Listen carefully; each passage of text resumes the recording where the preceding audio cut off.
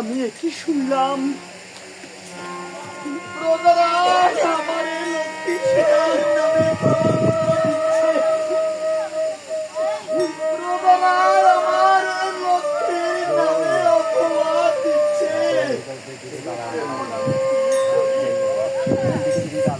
আমি বুঝি আর এই লক্ষ্মী সীতাকে আমি আর বুঝি আমার কাছে রাখতে পারবো না। আমি সীতাকে বর্জন করব, কারণ প্রজাদের মঙ্গল আমি সদাই সর্বদাই কামনা করি। আমার ধর্ম হলো সন্ন্যাস। সন্ন্যাস শব্দের অর্থ হল ত্যাগ। এখন রাজা রাজাদিরা তারা কিন্তু ত্যাগ করে, তারা ভোগ করে।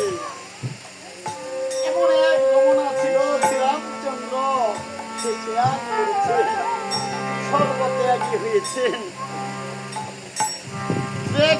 ত্যাগটাই একমাত্র ধর্ম। আর ভোগ বাসনাটা হলো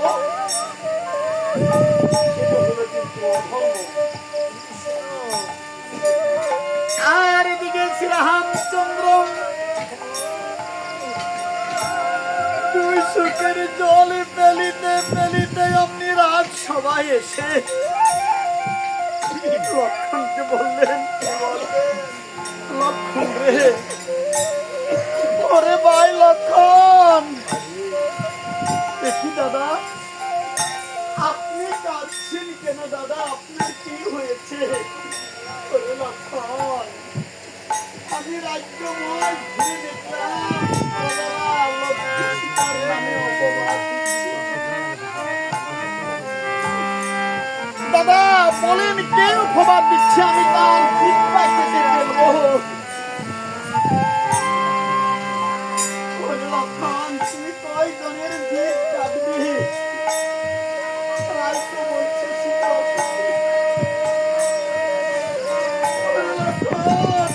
তুমি এই মুহূর্তে সীতাকে বনবাসে দিয়ে আসো। কি বলছেন দাদা?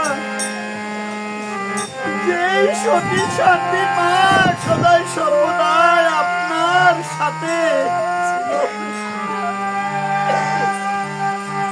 সতী শান্তি মা আপনার কাছে আছে, আপনি তাকে কেন বর্জন করবেন দাদা? দাদা গো, তার বাবা চন্দ্র সূর্য সাক্ষী করে আপনার হাতে তুলে দিয়েছে।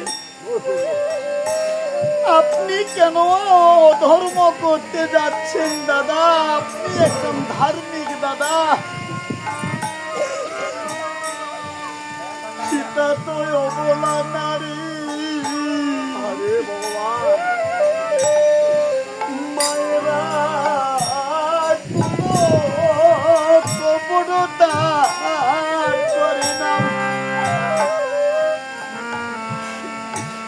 মায়েদের কোনো কপটতা নাই, তারাই অবলা। পুরুষে যাহা বলে মায়েরা যাহা মাতা পেতে গ্রহণ করে।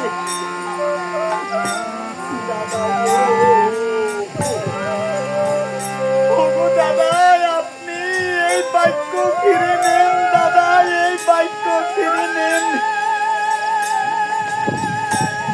লক্ষণ, রাধে রাধে, প্রজারাই অমঙ্গল, আমাকে রাজ্যের মধ্যে অমঙ্গল ভাবে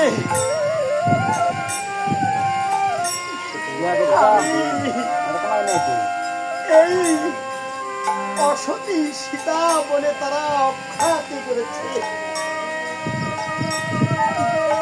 অসতী সীতা বলে অখ্যাতি করেছে প্রজারা, তারা অমঙ্গল ভাবে।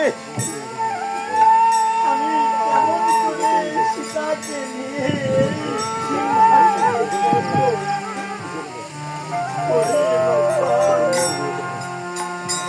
এই মুহূর্তে সীতাকে বনবাস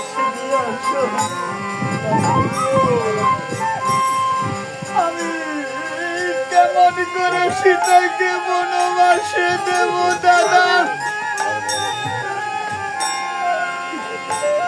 সীতা যদি জানতে পারেন,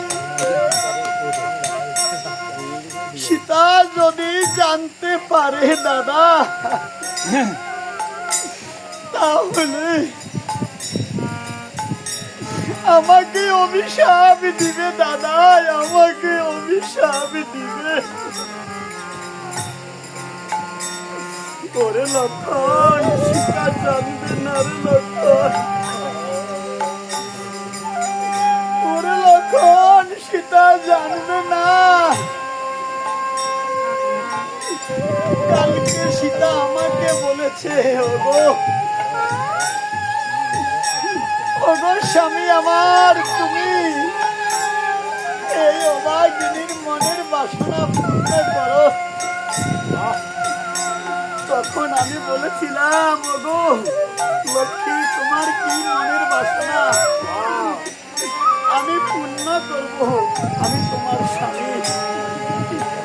স্ত্রীর মনের বাসনা পূর্ণ করা স্বামীর কর্তব্য। তাই আমি তোমার মনের বাসনা পূর্ণ করব। বলো লক্ষ্মী, বলো তোমার মনে কি চাই? স্বামী আমার,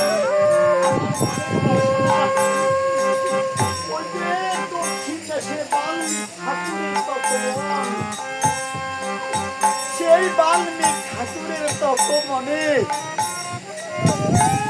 ৬০,০০০ মুনির পত্নীর চরণ দর্শন করিতে আজকে তুমি যে তাকে বলবে, ওগো লক্ষ্মী, দাদা বলেছে তোমার মনের বাসনা পূর্ণ করিতে। ওগো দেবী, চলো দেবী, ওই দক্ষিণ দেশে বাল্মীক ঠাকুরের তপবনে ৬০,০০০ মুনির পত্নীর চরণ দর্শন করিতে। ঠিক আছে দাদা, আমি যাচ্ছি। আজকে 200 করে জল ফেলিতে ফেলিতে আজকে লক্ষণ ঠাকুর আপনি কি করলেন? লক্ষণ ঠাকুর আপনি তখন সীতার সম্মুখে গেলেন। সীতা লক্ষণকে দেখে বলছেন, দেখি লক্ষণ, অনেক দিন পরে তুমি আমার এই মন্দিরে আসলে। বনবাস থেকে আসার পর আর তোমাকে তো দেখি নাই। কেমন আছো দেবর? দেবর, তুমি কেমন আছো? তোমার জন্য পাইনি, আজকে তুমি দেখা দিয়েছো দেবর, কেমন সুখে আছো? তখন লক্ষ্মণ বললেন,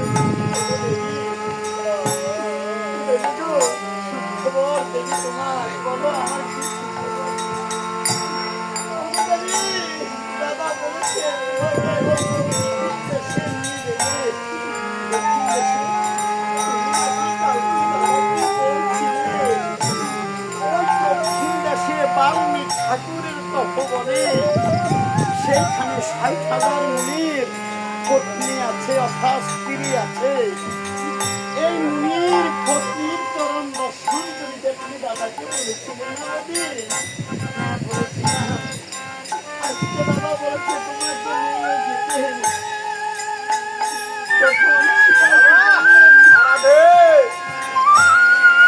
তখন সীতাই কি করলেন আপনি মনে রাখলে? একটি কাপড়ের পুটলি ভাবলেন,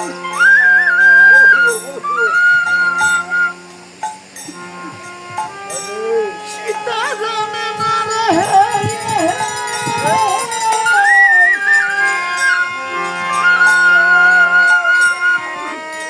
সীতা যদি জানতো তাহলে সীতা দেবী ওদের পুটলি বেঁধে যাত্রা করিত না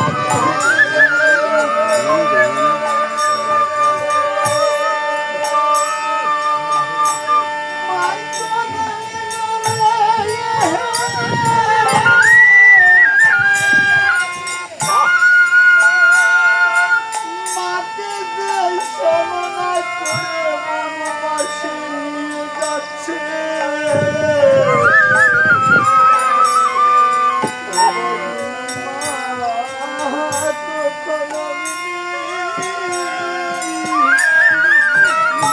ওই শাশুড়ি মার মন্দিরে গিয়ে বললেন, ওগো মা, ওগো শাশুড়ি মা আমার